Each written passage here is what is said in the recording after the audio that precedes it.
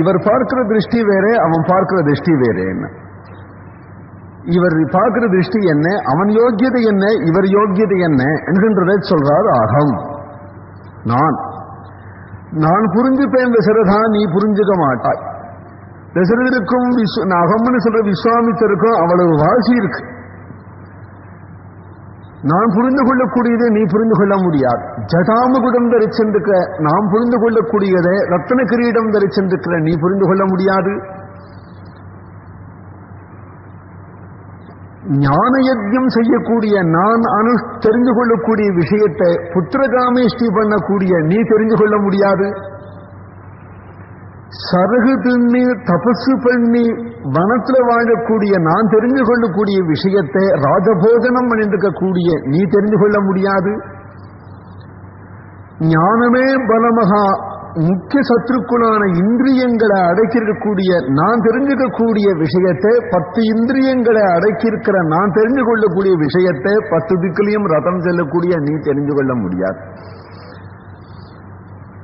ஒரு குருவை மேல உட்கார வைத்து அவருடைய கீழே இருந்து பாடம் கேட்கக்கூடிய தத்வித்தி பிரணிபாதேன பரிப்பிரஷ்னேன சேவையானு தெரிந்து கொள்ளக்கூடிய விஷயத்தை நான் ராஜான்னு மேல உட்கார்ந்து கொண்டு ஒரு ஆசனத்துல வசிஷ்டாதிகளை உட்கார வச்சிருக்கிற நீ தெரிந்து கொள்ள முடியாது.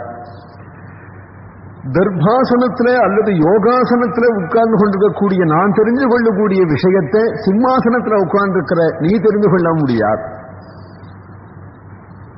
ராஜயோகியான ராஜயோகம் செய்யக்கூடிய நான் தெரிந்து கொள்ளக்கூடிய விஷயத்தை ராஜபோகியான நீ தெரிந்து கொள்ள முடியாது. உன் நிலை வேற, என் நிலை வேற, நான் தான் அதை தெரிந்து கொள்ள முடியும். ஆகம் வேப்தி அப்படி தெரிந்து கொள்ள விதம் என்ன, நீ ஊனக்கண்ணால பார்க்கிறேன், நான் ஞானக்கண்ணால பார்க்கிறேன். ஞானக்கண்ணுன்னா ஏதாவது ஒரு கண்ணாடி மாதிரி விற்கிறதா போட்டு மாட்டிக்கிறதுக்கு, ஞானக்கண்ணுன்னா ஏதாவது கிளாஸ் கண்ணாடி அதை போட்டுவிட்டா நல்லா தெரியவன் விற்கிறதா.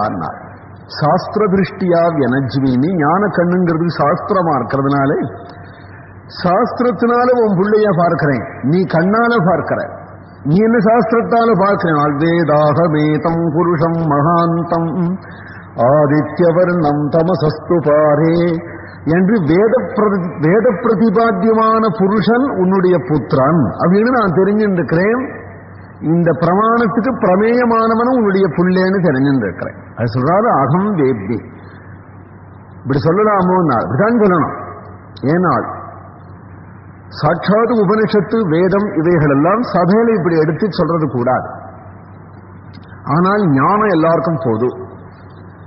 ஞானத்தை எல்லாரும் கொடுக்கணுங்கும் பொழுது இதிகாச புராணாபியாம் வேதம் சமுப பிரம்மஜே என்று வேதார்த்தத்தை இதிகாச புராணத்தால்தான் சொல்லணும்னா, நாம் புராண பிரவச்சனம் பிராப்தமாகும் பொழுது சந்தர்ப்பம் கிடைச்ச பொழுதெல்லாம் வேதாந்தத்தை சொல்றதே வேலை நமக்கு. அதை சொல்லணும். சொல்லாத விட்டுட்டோம் அப்படின்னு சொன்னா அப்போ எப்பொழுதுதான் சாமானிய ஜனங்களுக்கு கொஞ்சம் லோகத்திலிருந்து மேல புத்தி போக போறது. அதனால இது ராமாயணமாச்சே, இதுல தத்துவார்த்தங்கள் என்னத்துக்கு, அதுல உள்ள காவிய நடையையும் தர்மத்தையும் சொல்லிட்டு போனா போதுமே அப்படின்னு சில ரசிகால் நினைக்கிறது வாஸ்தவம். ஆனால் இது சொல்ல வேண்டியது அவசியம்னு காட்டுறா. அவசியம்ங்கிறத வால்மீகியே தானே எப்போ காட்டியிருக்கிறாரோ, வேதஸ்ய உபபிரம்மணார்த்தாஜே அப்படின்னு காட்டியிருக்கிறாரோ, அப்போ அது மாதிரி வியாக்கியானம் பண்ண வேண்டியது அவசியம்னு அர்த்தமாறுது இல்லையா? அப்ப வேதம் எங்கெங்கெல்லாம் இங்க வேதத்துக்கு எங்கெங்கெல்லாம் இந்த இடம் உபபிரம்மணமாறுதுங்கிறது இங்க இருக்கணுமே. இல்லாது போனா வெறும் வார்த்தையானா போயிடும் வேதஸ்ய உபபிரம்மணார்த்தாயேங்கிறது. அப்ப வேதம் இருக்கு ராமாயணத்துல, வேதமும் இருக்கு வேதாந்தமும் இருக்கு. எந்தெந்த இடங்கள்ல வேதத்தை பிரகாசப்படுத்தணுமோ, எந்தெந்த இடங்கள்ல வேதாந்தத்தை பிரகாசப்படுத்தணுமோ, அந்தந்த இடங்கள்ல ராமாயணம் வரும்போது அதை பிரகாசப்படுத்தணுங்கிறது தான் வால்மீகி பகவானுக்கே நோக்கம். வேதவேத்தியனான பரமபுருஷன் தான் தசரதனுடைய புத்திரனாக பிறந்தான் அப்படிங்கும் பொழுது அவனை பிரகாசப்படுத்துறதுதான் வேதாந்தாவதாரமான ராமாயணத்துக்கு நோக்கம்ங்கும் பொழுது அப்போ அந்த வாக்கியம் தானே இங்க இருக்கும். புருஷ சூக்தம் பரமாத்ம ஸ்வரூபத்தை பிரதிபாதிக்கிறது. அந்த புருஷ சூக்தத்திலே சொன்ன வாக்கியத்துக்கு உபபிரம்மணமாக இருக்கிறதுனாலே அதே சப்தம் இதுல. அதுல அகம் இருக்கு, இதுல அகம் இருக்கு, அதுல வேதம் இருக்கு, இதுல வேத்மின் இருக்கு. வேதாகமேதம் புருஷம் மகாந்தம், அதுல மகாந்தம் புருஷம் இருக்கு, இதுல மகாத்மானம் அப்படின்னு இருக்கு. அகம் வேத்தி மகாத்மானம் ராமம் சத்ய பராக்கிரமம். அந்த வேத வேத்தியனான புருஷன் தான் உன்னுடைய புத்திரன்னு தெரிஞ்சிருக்கேன் அப்படிங்கிறார் மகர்ஷி. மகாத்மானம் மகத் சப்தம் பரமசப்தம், அதனால பரமாத்மானம் அப்படின்னு கூடமா சொல்றா. பரமாத்மான்னு தெரிஞ்சிருக்கேன் உன்னுடைய பிள்ளைய. பகவானுக்கு சப்தோயம் என்று பகவான்கிற சப்தம், புருஷன்கிற சப்தம், பரமாத்மாங்கிற சப்தம் இதெல்லாம் நிருபாதியாக வாசுதேவனிடத்திலேயே செல்லுகிறது என்றெல்லாம் பிரமாண வாக்கியப்படி இங்க மகாத்மா புருஷன் முதலீவிகள்லாம் பரமாத்மாவை பிரதிபாதிக்கிறது. அப்பேற்பட்டவன் உன்னுடைய புத்திரன் தான். அகம் வேத்தி மகாத்மானம் ராமம். நீயோ அழகா இருக்கிறான் பையன், அதனால ராமன் நீ பேர் வச்சிருப்ப. ரமந்தே யோகினோனந்தே சிதானந்தே பராத்மனி இது ராமபதேனைவ பரம்பிரம்மா விதீயதே என்று யோகிகள்லாம் எந்த பரபிரம்மஸ்வரூபத்தில் ரமிக்கிறார்களோ ரமிக்கிறதுனாலேயே ராமன் பெயர். எல்லா யோகிகளும் அந்த பிரம்மஸ்வரூபத்தில் ரமிக்கிறார்கள் அப்படிங்கிறதுனாலேயே ராமன் பெயர். எல்லா யோகிகளையும் ரமயதீதி ராமஹா ரமிக்க செய்கிறான் அப்படிங்கிறதுனாலேயே ராமன் என்று பெயர். ராமம் சத்ய பராக்கிரமம், சத்தியமான பராக்கிரமம். போர்க்களத்திலே புறமுதுகிட்டு ஓடி வரமாட்டான், ஜெயத்தோடு வருவான் அப்படிங்கிறதுனால மட்டிலும் நீ சத்திய பராக்கிரமன் பேர் வச்சிருப்ப. சத்தியம் என்றால் சிருஷ்டி ஸ்திதி சம்மானம் என்கின்ற மூன்று காரியம், மூன்று காரியத்தையும் செய்யக்கூடிய பராக்கிரமம் உடையவன் அப்படின்னு அர்த்தம். சத்திய பராக்கிரமம், சத்தியமே பராக்கிரமமாக இருக்கக்கூடியவன், சத்தியத்தையே பராக்கிரமாக கொண்டவன். சத்திய பராக்கிரமம் இத்தகைய ஸ்வரூபம் ராமனுடையது அப்படிங்கிறத நீர் ஒருத்தர்தான் அறிவீரோ? எனக்கு ஒன்றிதான் தெரியும், ஒருத்தருக்கு தெரியாது அப்படிங்கிறதுல இருந்தே சந்தேகம் இல்லையா? யாரையாவது ஒருத்தர் இன்னொருத்தர் சொல்லிக்க வேண்டாமோ? வசிஷ்டோபி அப்படி கேட்டதும் வசிஷ்டருக்கும் தெரியும் தான். சாம உட்காந்துக்கார் வசிஷ்டர் வம்புக்கு இருக்கிறார். வசிஷ்டோபி ஆரம்பத்திலேருந்தே வசிஷ்ட வியபதேசினகான்னு சொல்லியிருக்கார். ஏன்னா வேண்டான்னு சொல்லிட போறாரே, சுக்கராச்சாரியர் வேண்டான்னு சொல்லார் இல்லையோ பலி சக்கரவர்த்தி கிட்ட, அது மாதிரி வேண்டான்னு சொல்லிட போறாருங்கிறதுக்காக வசிஷ்ட வியபதேசினகான்னார். வசிஷ்டோபின்னா வசிஷ்டரும் அறிவார். வசிஷ்டரும் அறிவார்ங்கிறதுக்கு காரணம் என்ன? நான் திடீர்னு வந்தவன், உன்னுடைய குலகுரு உனக்குதான் பரிந்துன்னு சொல்லுவார். உன்னிடத்துல பிரேமை உடையவர், உன்னிடத்துல அக்கறை உடையவர், அவரை வேணா கேளு. நான் திடீர்னு வந்த ரிஷியை நம்ப முடியாது. உங்க ஆத்திலேயே இருந்து உன்னுடைய புரோகிதனாவே உன்னுடைய குருவாவே இருக்கக்கூடிய அவரை கேளு. எனக்கு தானா குரு? உனக்குந்தான் பழைய குரு. அதனாலே அவன் நம்ம பழைய சிஷ்யம் வந்திருக்கிறான் என்ற அபிமானம் உங்ககிட்ட தான் அதிகமா இருக்கும். உங்க பட்சத்துல பேசினாலும் பேசுவார்.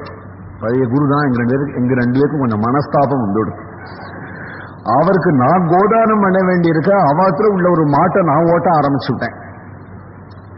அது பெரிய கதை, தசரதா, அதெல்லாம் இப்ப வேண்டாம். என்ன இருந்தாலும் நீ அப்படிப்பட்ட ஒரு அபச்சாரம் பண்ணாதவன், உங்ககிட்ட தான் ஒரு பிரியம் இருக்கும். இப்ப ரெண்டு பட்சமுமே வேண்டாம். இன்னும் பழைய சிஷ்யம் புது சிஷ்யன் அப்படிங்கிறதே வேண்டாம்.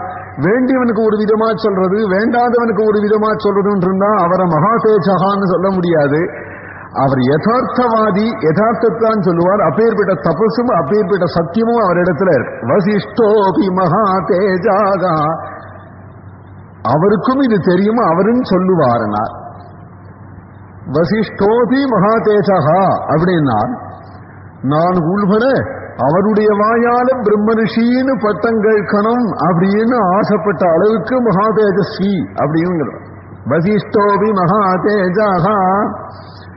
அவர் எல்லா தேவர்களும் என்ன பிரம்மரிஷின்னு சொன்ன பிறகு கூட எனக்கு நம்பிக்கை இல்லை.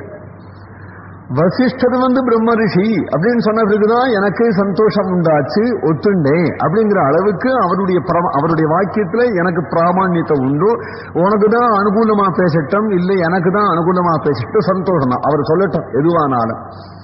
மற்றொன்று வசிஷ்டோபி மகாதேஜா, எனக்கு தெரியும் அவருக்கும் தெரியும். அப்படின்னா அர்த்தம் நாள் எனக்கு நன்னா தெரியும். வசிஷ்டோபி அந்த பையனுக்கு கொஞ்சம் தெரியும் அப்படிங்கிறது போல வசிஷ்டோபி அபி சப்தத்துக்கு அப்படி ஒரு பாவார்த்தம் உண்டு. வசிஷ்டோபி மகா தேஜாக ஏச்சேமே தபசி ஸ்திதாக என்று வசிஷ்டரை விட்டு தள்ளு. ஏச்சேமே தபசி ஸ்திதாக நீங்க 2 பேர் தானோ அப்படின்னா ஏச்சேமே தபசி ஸ்திதாக இங்க தபசி ஸ்திதாக தபசு பண்ணிருக்க கூடிய எவ்வளவு மகர்ஷிகள் உண்டோ அவ்வளவு பேர்களும் திவ்ய ஞானம் உடையவர்களா இருப்பதனாலே அத்தனை பேர்களுக்கும் தெரியும் ஸ்ரீராமச்சந்திரன் பரபிரம்மம்னு. அத்தனை பேருக்கும் தெரியும். சரிதான் ஐயா, இங்கே இருந்து போய் காட்டுல ஒவ்வொரு ரிஷியா பார்த்து என் பிள்ளைய பத்தி என்ன நினைக்கிறேன், என் பிள்ளைய பத்தி என்ன நினைக்கிறேன், இனிமே தபசு பண்றவாளா பார்த்து நான் கேட்டு வரணும். அதானே இல்ல, காட்டுல போய் தபசு பண்றவாளை தேடணும்னு இல்லாதபடி ஈமே என்று இங்க காட்டுறாப்புல ஓ சதஸ்ல ரிஷிகளா கூட்டமா உட்கார்ந்துக்கிறாளே. ஏச்சேமே தபசி ஸ்திதாக இங்க வந்து உட்கார்ந்துக்கிறாப்பா. இவர்கள் எங்க இருக்க வேண்டியவர்கள்? காற்றில் இருக்க வேண்டியவர்கள் தானே. தபஸுக்கு பூமி இதுவா? ஒரு காலத்து தபோவனம் போயிட்டவர்கள் இப்ப தபோவனத்துல கால் தரிக்கல அவளுக்கு. அங்கேன்னு வந்து இங்க உட்கார்றார்கள் உன்னுடைய தர்பார்ல. அப்படிதான் உட்கார்ந்துக்கிறார்கள். இங்க எப்படி உட்கார்ந்துக்கிறார்கள்? தசரத சக்கரவர்த்தி கிரகத்துக்கு போயிட்டா ராஜபோஜனம் பண்ணிட்டு இருக்கலாம்.